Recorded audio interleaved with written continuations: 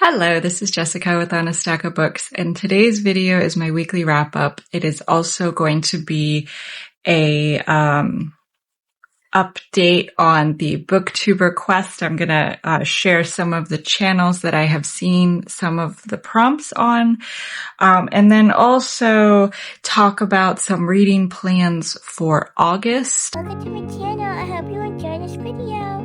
Time to dive into the book. I also want to talk or share some books that I could use for an upcoming reading event starting in August. It is Short Story Summer, and this is hosted by Brandy at The Literate Texan, and it's co-hosted by my friend Nikki at My Messy Bookshelf, and there are several other co-hosts, and so I will put them in the description. So it's going to be my wrap-up. It's going to be the booktuber quest, bingo, and also some August reading plans. So I'm just gonna smash them all together. So first things first, books that I have finished this week is Eve by W.M. Paul Young. This was one of my 50 before 50. It was on my one of 12. I wanted to read it this year, and it's the same author as The Shack, and I loved The Shack, so I thought I would try it. It is a different spin on the creation story, and I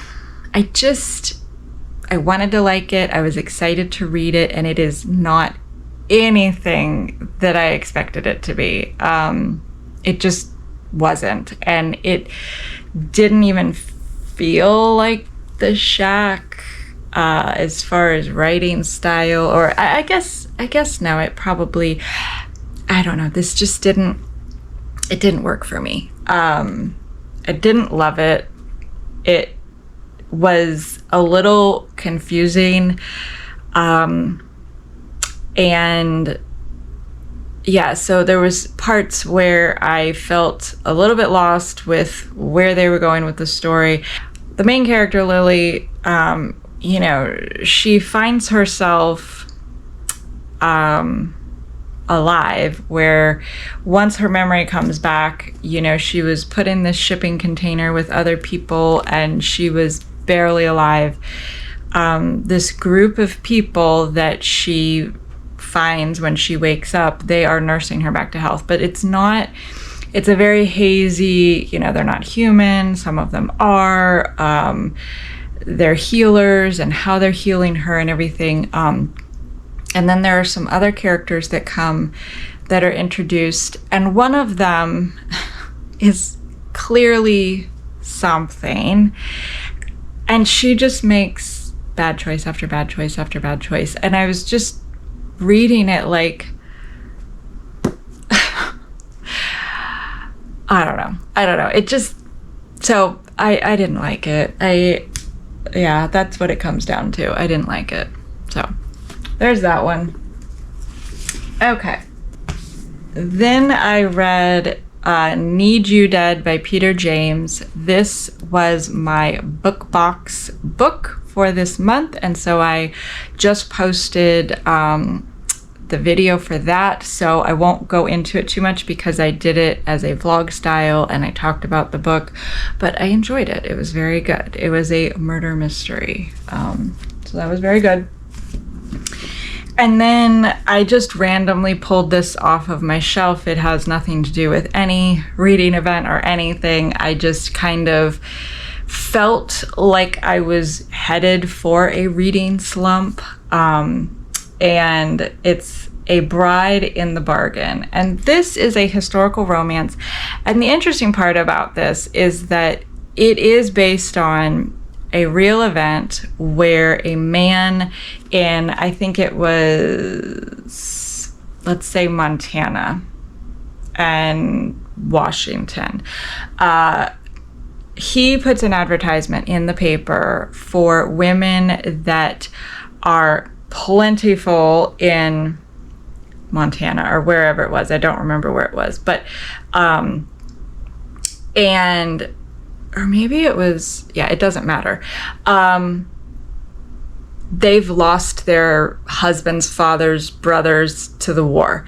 And so he is advertising for them that there are all these jobs for teachers, domestics, and what was the other thing that he put on there?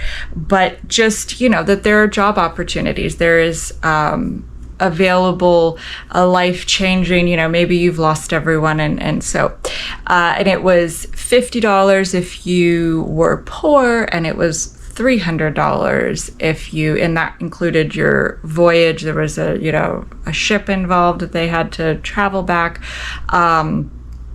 And the advertisement for the men back in Montana was $300 for a bride, for a wife. So if you had a wife, you could obtain 650 acres of land. If you were single and didn't have a wife, you only got 350 acres of land. It's a bunch of lumberjacks, and there's not a lot of women in Seattle, and so they're like, this guy, he advertises that he is going to, for the cost of $300, bring these women over as their brides. And so all these men sign up for it. Well, it was, he's doing this trick. Obviously, he is not being forthcoming. So he goes over, he doesn't get all of the women that he promises to the men. So by the time he brings these women back, they think they're all coming just for jobs, to be a cook. The one woman, she wants to be a cook. And all the men can't wait to meet their new wives. And of course, they find out that this has been, misinformation. So that's the story. And it's these, these two in particular. He's a lumberjack, and he just is trying to keep his land. He doesn't really care about the wife.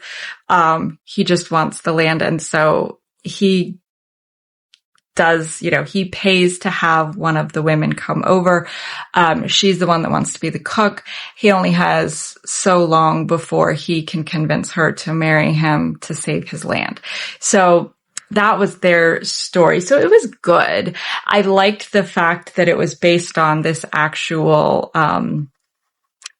event that did happen. And, of course, some people were really mad and some people were fine with it, when they found out what it was, but a lot of them were not happy. So that was this one.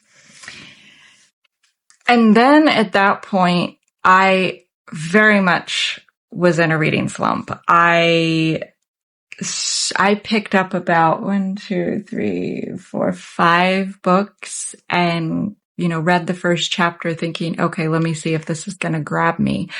I picked up As I Lay Dying and I got to page 16. It's not bad, but it did not grab me. Then I picked up True North, read the first chapter. Again, it didn't grab me. This one I really thought I was going to love. And the first chapter is just explaining what it says on the back. And I don't feel like I really got into the story at all. And nothing was sticking. Nothing was grabbing me. I read probably the most of this. Spark of the Everflame, I got to page 49. I thought I got to a certain chapter. This one, again, they all started out lukewarm. This one kind of got interesting, but I don't know. I just kind of feel like, and I haven't had a reading slump in a very long time. Then, I saw Brandy Ray, and Nikki do their announcement video for Short Story Summer. And I thought, well, maybe that's what I need. Maybe I need to just read something very short, kind of work through, whatever and keep going. And so I put together I pulled off of my shelves and I looked through and found whatever I had that was considered a short story, or a collection of short stories. And So last night I started reading Rita Hayworth and Shawshank Redemption. This is one of Stephen King's short stories, and I know he has a lot of them. And again, it was fine. I got to page 16. I got 16 on the other page too, or on the other book. Nothing is grabbing me, and I don't know. I don't know what that is. But so I'll probably keep going on here, but I don't know. It happens. I know that it does. It's frustrating. And I did start listening to our We Are All Guilty Here by, Karen Slaughter, and that is our Audio Miles book. And I think I'm like 17% in, and that is very good. And I am enjoying that. And so, but I can only listen to that when I'm walking or on the elliptical or exercising or whatever. But, I don't really like to listen to it when I exercise because I like to listen to music when I'm exercising. So I'm really enjoying that one, but I can only read it at certain times. So, I will get into the other short story books. So I'm hoping that something will stick and I will get through this. The first one that I found is The Turn of the Screw and Other Short Fiction by Henry James. And this one it has The Turn of the Screw. It has Daisy Miller, Washington Square, The Beast in the Jungle, and The Jolly Corner. So I have this one. I have The Awakening by Kate Chopin. And The Awakening, I don't think, is a short story, but in the back, it's a selection of short stories. So they're very short after The Awakening. And I think there's like maybe 5 or 6. So I have this.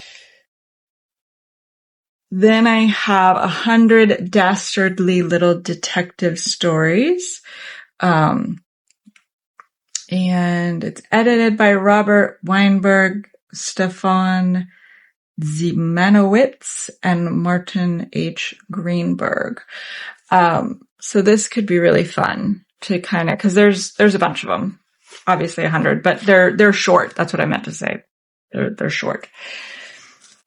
Then I have Hope Beneath Our Feet, Restoring Our Place in the Natural World. And this one I have because one of the writers is Michael Pollan. And this is a collection of essays, not really short stories, but sort of, they're shorter, I would say essays, the question is, in a time of environmental crisis, how can we live right now? And it's their responses. So they're pretty short. They're not long. And then this one I started reading, I think last year around springtime. And again, it is, sort of little snippets taken by all of these farmers, gardeners, and they're not long, but you just get sort of a glimpse into their experience with their farm, their trials, their ups, their downs, their successes, all that kind of stuff. And so I enjoyed it when I was reading it, but it is much more of a just kind of read this little section and that. So I have a good assortment of, and then of course the Stephen King, one. And I do have some like spooky Halloween short story books, but I didn't want to pull those out yet. So that was going to stay there. Okay. And then for the booktuber quest, I have been trying to make note, but I've checked off several so far. So for holding a mug, of course, we have Melly from Melly in the Margins, one of our co-hosts, but also Kelly, she's at Books I'm Not Reading. And I'm pretty sure she's always holding a mug whenever I've watched her videos. So that's two. Some of these I have two people. The no books in the background I have got at Madeline Reads 4. And the last couple of videos that she's done, it's sort of like a black background. And so there's no books. But then recently at Mr. Pearson Talks Books, he is outside. There are no books in the background. And so I can check that one off. Oh, and then references a current readathon, Randy Ray at Literate Texan, because he just did that for Short Story Summer. A clock chiming that I saw or heard that on Lauren and Ben's channel, Young's and the Restless. And let's see, what else did I find? Has a pet walk across the screen. That would be Brindis. And her cat, you'll see the tail. So I will link all of these channels in the description and which one they satisfy. And so as I'm watching, I'm just trying to keep track and see what I can find. So I think that's the update on the BookTube quest. And so that is my weekly wrap up. I don't know what I am going to currently land on and start reading. I feel like I'm just, and then I feel like it's sort of like the kiss of death. If I start to read the book and I don't like it, can I go back to it? And of course I can, but will I? Do I want to? So I have to stop reading just the first paragraph, or not the first paragraph, the first chapter, or getting into it. Like I just have to push through to like get at least further so I can really determine, because it's me right now. It's not the book. I'm just like, yeah. Yeah. I